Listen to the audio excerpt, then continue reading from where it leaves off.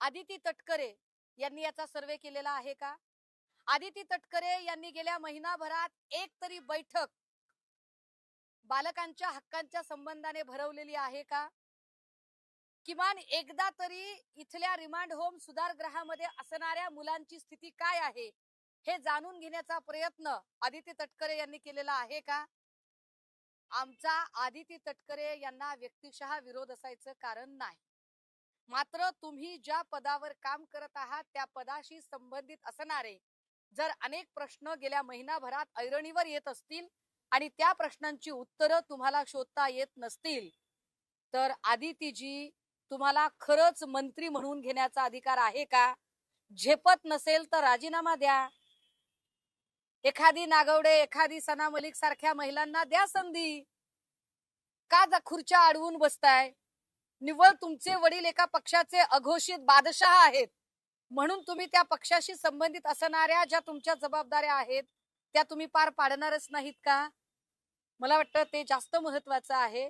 या शहरातल्या एकूण पाळणा घरांमध्ये अधिकृत पाळणा घरं, अनाधिकृत पाळणा घरं, प्ले ग्रुप अधिकृत आणि अनाधिकृत या सगळ्यांमध्ये त्यांचे सर्वे झाले पाहिजेत, त्या सगळ्यांचं ऑडिट झालं पाहिजे आणि या आडून चालणारा सावळा गोंधळ सुद्धा थांबला पाहिजे. विशेषतः पुण्यातला टिळक रोड, हत्ती गणपती चौक हा जो सगळा एरिया आहे हा यूपीएससी एमपीएससी चा हब एरिया आहे. या एरियाज मध्ये अनेक ठिकाणी मुलींना कॉट बेसिसवर जागा दिल्या जातात. या ज्या कॉट बेसिसवर जागा दिल्या जातात त्यातल्या कित्येक हॉस्टेल म्हणून घेणारे जे काही 1 BHK 2 BHK फ्लॅट सिस्टीम आहे त्यांचे रजिस्ट्रेशन्स अजिबात नाहीत. या ठिकाणी जर चुकीचा प्रकार घडला तर त्याला जबाबदार कोण? आदिती तटकरे या संबंधाने जाग्या होणार आहेत का?